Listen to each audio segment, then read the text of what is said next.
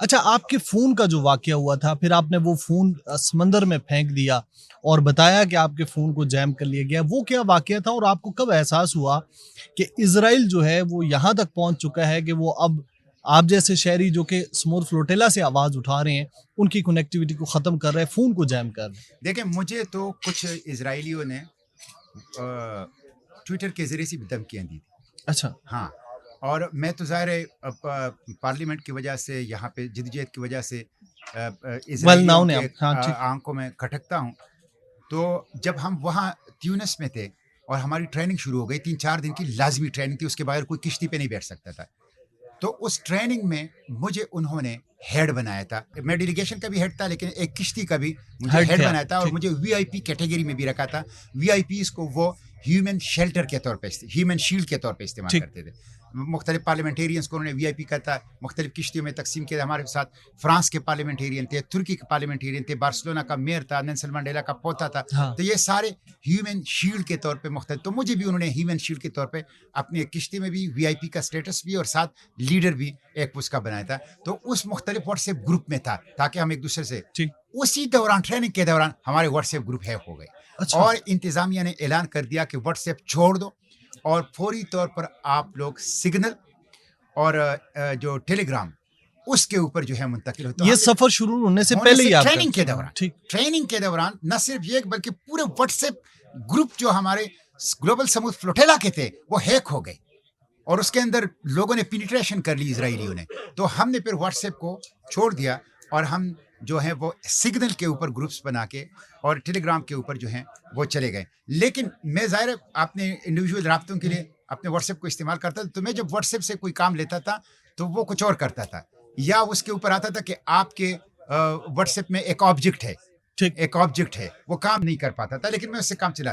لیکن یہ آخری 3 دنوں میں ہوا یہ کہ جب میرے موبائل کا چارج ختم ہوا اور میں اس کو چارج کرتا تھا تو وہ کہتا تھا کہ آپ کے موبائل میں ایک آبجیکٹ ہے اور فوری طور پر آپ چارجر ہٹا دیں ورنہ یہ ڈیمیج ہو جائے گا. میں نے کہا ہو سکتا ہے اس میں نمی چلی گئی ہو.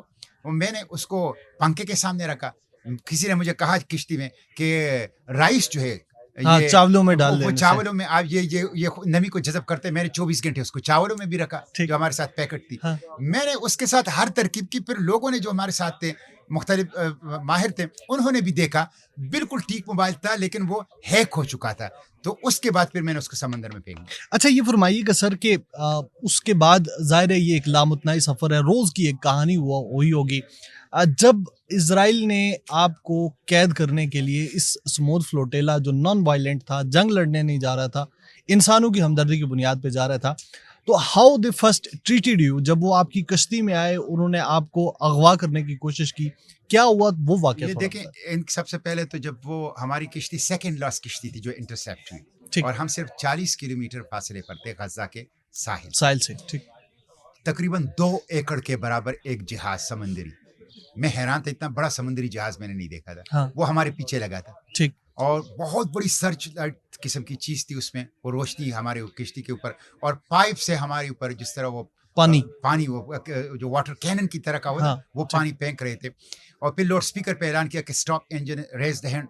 تو ہم نے اسٹاپ انجن، ہمیں یہ ہدایت تھی کہ آپ نے ریزسٹ نہیں کرنا، اس لیے کہ ہم نان وائلنٹ ہیں، ہم ان آرمڈ ہیں لیکن ساتھ ان افریڈ بھی ہیں، لیکن آپ نے ریزسٹ نہیں کرنا. تو ہم نے اسٹاپ انجن کر لیا.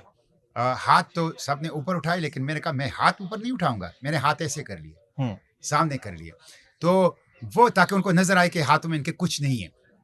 تو اس کے بعد جو ہے وہ پھر ہمارے قریب نہیں آ رہے تھے. اس سے جو لہریں پیدا ہو رہی تھی اس بڑے جہاز سے، اس سے ہماری کشتی وہ اچھل کود کر رہی تھی کہ ہمیں ڈر تھا کشتی بنتی کہ الٹ نہ ہو جائے. اس کے تقریباً 2 گھنٹے تک انہوں نے ہمیں اسی طرح روکا رکھا. جب تھوڑا سا ٹھہر گئی صورتحال، اس کے بعد ان سے ایک چھوٹی کشتی پہ کوئی 10-12 کمانڈوز جو ہے بیٹھ کے نکل آئے اس بڑے جہاز سے ہماری طرف آئے اور انہیں جمپ لگائی ہماری کشتی کے اوپر. وہ اتنے نااہل اور اناڑی تھے، حالانکہ وہ کہا کہ یہ جو ان کی S-13 سیکشن ہے جو ہمارے لیے ڈیپیوٹ کی گئی تھی، یہ امریکن نیوی سیل کے برابر ہے. یہ بڑی ان کی ایلیٹ کمانڈوز ہے. وہ 2 دفعہ گر گئے جب وہ ہمارے ٹارگٹ بورڈ پہ کشتی جمپ لگا رہے تھے، اور بری طرح گر گئے. ہمیں ڈر تھا کہ اس گرنے کی وجہ سے ہمارے اوپر فائر نہ ہو جائے. تو بالکل اناڑی تھے وہ. ہماری کشتی ان کو چلانے نہیں آتی. کہتے کون ہے کیپٹن؟ ایک ٹرکش ہمارا کیپٹن تھا, اس کو پھر انہوں نے لے گئے, انہوں نے کہا کشتی اسٹارٹ کرو, پھر کشتی چلاؤ.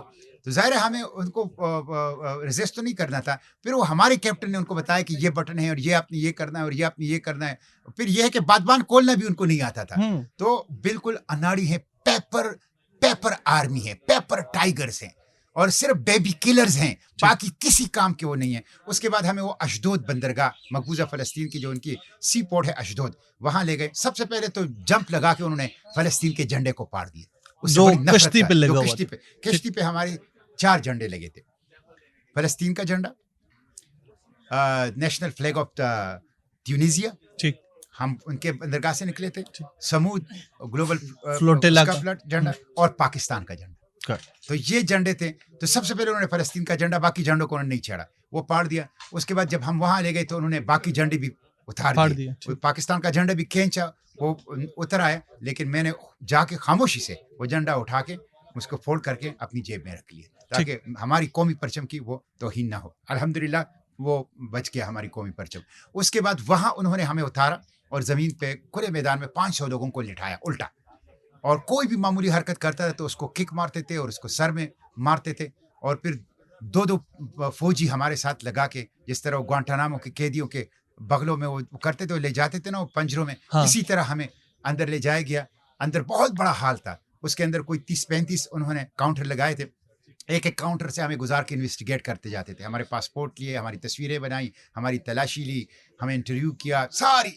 اور دوسری طرف جب آپ نکلتے تھے تو آپ کو پریزن وین کے اندر بٹھاتے تھے. وہ پریزن وین ایسا تھا کہ جو سیٹ ہوتی تھی جس پہ 3 بندے بیٹھے, تو اس کے آگے بھی دیوار لوہے کی چھت تک, پیچھے بھی دیوار, اور سائڈوں سے بھی بند. آپ کو کچھ نظر نہیں آتا تھا ہاں کہ آپ کہاں بیٹھے ہیں اور کہاں جا رہے ہیں اور کس سمت میں جا رہے ہیں, کچھ بھی نہیں ہوتا تھا.